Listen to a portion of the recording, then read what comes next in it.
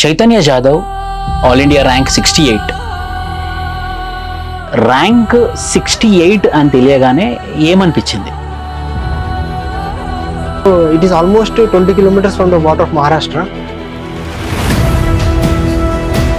So జనరల్గా అందరు ఏమంటారంటే ఆదిలాబాద్ అనేది చాలా వెనుకబడినటువంటి డిస్టిక్ అని అంటారు.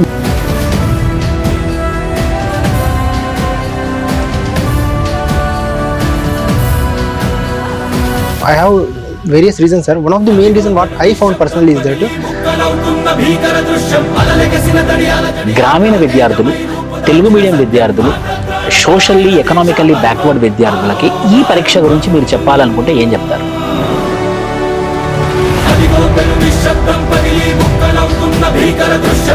ఒక అబ్బాయికి ర్యాంక్ వచ్చింది, వాళ్ళ ఫ్రెండ్స్ అందరు కలిసి చాలా అద్భుతమైనటువంటి సెలబ్రేషన్స్ చేస్తున్నారు అని నాకు ఫోన్ చేసి చెప్పింది అనమాట. అప్పుడు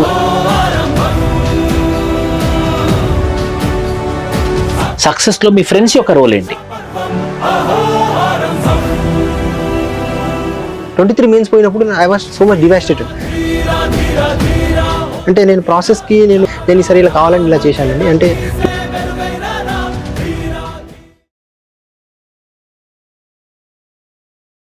Chaitanya Jadhav all India rank 68 చాలా కఠినమైనటువంటి ఎగ్జామ్, అది ఒప్పుకోవాల్సిన విషయమే. ఎందుకంటే ఇది సబ్జెక్టివ్ అన్నమాట. ఒక రిజల్ట్ వచ్చి ఒక నిమిషం ముందు కూడా మనం ఊహించలేం మనకు వస్తుందా రాదా అని చెప్పేసి. అంత కఠినమైనటువంటి ఎగ్జామ్లో చైతన్య జాదవ్ ఆల్ ఇండియాలో 68th ర్యాంక్తో వచ్చింది. సో ఖచ్చితంగా మనము ఆ యొక్క క్రెడిట్ యాజ్ వెల్ యాజ్ ఆ హార్డ్ వర్క్ మనం చైతన్య జాదవ్కి ఇవ్వాల్సిందే. ఆ సందర్భంలో కొన్ని పర్సనల్ క్వశ్చన్స్ మనం చైతన్య జాదవ్ అడుగుదాము. So Chaitanya Jadhav, congratulations for your success which we have to accept that is an all time success because of subjective nature of the exam. So మొదటి ప్రశ్న, ర్యాంక్ 68 అని తెలియగానే ఏమనిపించింది? సార్ ఫస్ట్ అయితే చాలా హ్యాపీగా ఉండే సార్ 68 వచ్చినాయి. అంటే ఫర్ ఎ మూమెంట్ నాకు బిలీవ్ అవ్వలేదు 68 ర్యాంక్ వచ్చిందని. ఎందుకంటే 2 days బ్యాక్ రిజల్ట్ ముందు ఫేక్ పీడిఎఫ్ సర్క్యులేట్ అవుతుంది టెలిగ్రామ్ ఛానల్స్లో, ఏదైతే ఇంటర్వ్యూ వెళ్ళిన క్యాండిడేట్స్లో. ఇది కూడా ఫేక్ పీడిఎఫ్ అనుకున్నాను సార్. అప్పుడు ఆ ఫేక్ పీడిఎఫ్లో నా పేరు లేకుండే. మేబీ 2 days తర్వాత ఇలానే ఉంటుందేమోనని అప్పటి నుంచి భయం పెరిగింది. కానీ 68 ర్యాంక్ చూసినాక ఫస్ట్ టైం ఒక మూమెంట్లో కొంచెం రిలీఫ్ అనిపించింది. ఎగ్జామ్ సైకిల్ నుంచి అయితే బయటపడ్డానని. 68 ర్యాంక్ని నాకు ఐఏఎస్ వస్తుందని అనిపించింది. దాని తర్వాత I was so much confident అన్నట్టు, అంటే ఇలా అని అనుకున్నాను. That I achieved what I did. Efforts అనేది ఇప్పుడు తెలుస్తుంది అందరికీ అని అనిపించింది సార్. మీ family background? Sir my father is a police constable sir. My mother is a government teacher, primary teacher sir. And my sister did MBBS from Siddhartha medical college sir. She is preparing for the PG right now. మా బావగారు, మా sister is married, ఆయన coal India లిమిటెడ్లో doctor చేస్తారు sir. I come from Palsibi Thanda sir. It is in Talamadugu mandal.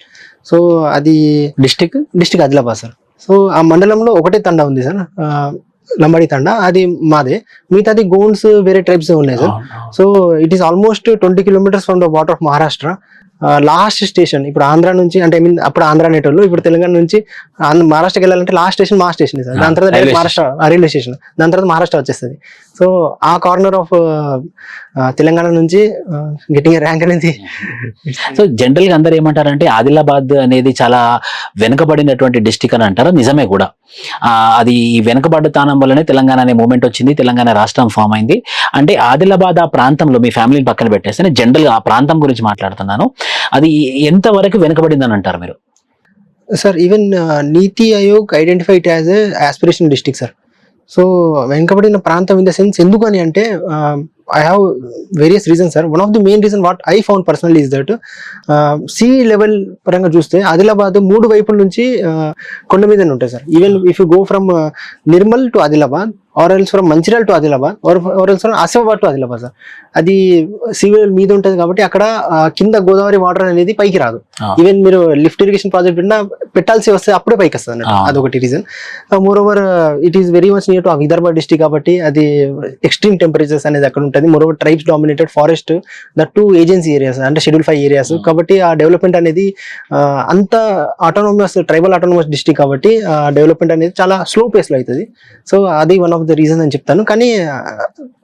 కానీ ముందులాగా లేదు sir. It is too progressing at a pace which is almost to other districts అని చెప్తాను. అంటే ఒకప్పుడు అయితే వెనుకబడిందే కానీ అన్ని డిస్ట్రిక్ట్స్ కంపేర్ చేస్తే మాత్రం ఇప్పటికీ వెనుకబడ్డది మనం ఒప్పుకోవాల్సింది Adilabad district.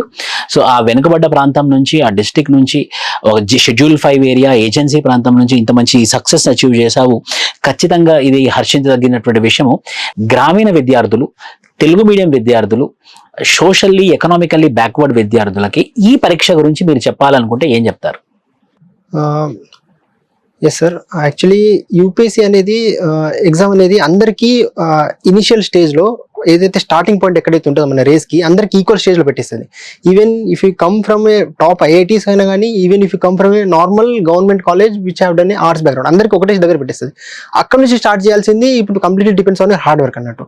We have various examples పాస్ట్లో కానీ ఈ ఇయర్ కూడా ర్యాంకర్స్ కానీ చాలా మంది ఉన్నారు. Despite the coming from vernacular languages, vulnerable background, social economic poor background కానీ ఏదైనా కానీ they have achieved rank which top college people have not achieved this feat అని అనొచ్చు. సో మోటివేషన్, ఇన్స్పిరేషన్ అనేది మన చుట్టుపక్కల ఉంటుంది, వాళ్ళని చూసి మనం నేర్చుకోవచ్చు. గ్రామీణ విద్యార్థుల్లో కూడా అలాంటిది ఏం లేదు. Even many of the resources government resources నుంచి క్వశ్చన్స్ అడుగుతున్నారు. For example PIB, it is available to all. NCRTC, it is available to all.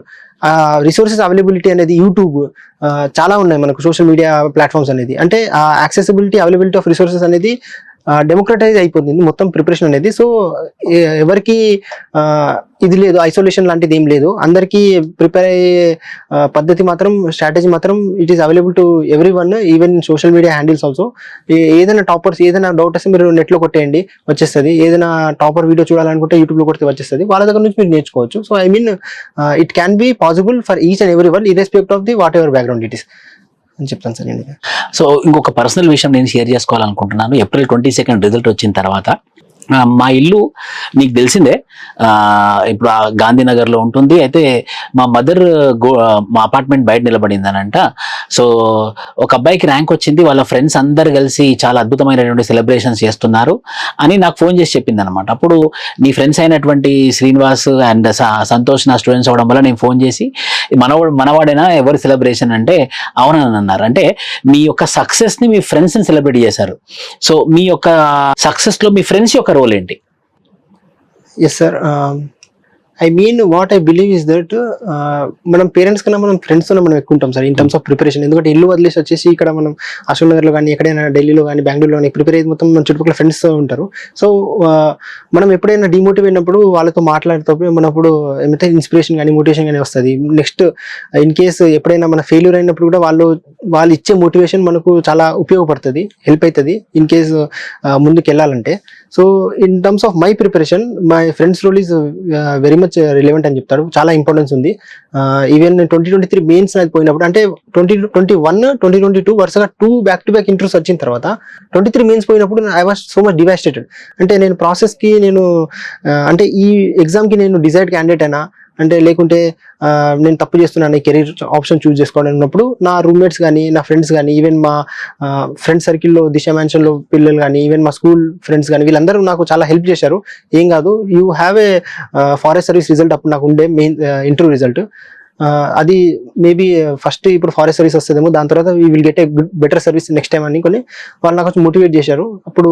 So I also give huge credit to my success to friends అని చెప్తాను. నాకు తెలిసినంత వరకు UPSC ఇంటర్వ్యూలో 205 marks అంటే చాలా హ్యూజ్ మార్క్స్. సో 205 మార్క్స్, ఇన్ని marks రావాలి అనుకునే అభ్యర్థి ఒక మెంటల్ స్టేటస్ ఎలా ఉండాలి, అంత ఎలా స్కోర్ చేశారని మీరు అనుకుంటున్నారు? సార్ ఏ బోర్డు వచ్చింది? Actually I got Raj board అండి this time, Raj sir board. So basically when I entered the board, ఎప్పుడైతే రూమ్లో ఎంటర్ అయినప్పుడు అప్పుడు నేను నార్మల్గా గ్రీటింగ్స్ నేను నిలబడి ఇలా చెయ్యి ఇలా అనుకొని గ్రీట్ చేస్తాను, గుడ్ ఆఫ్టర్నూన్ గుడ్ మార్నింగ్ అని.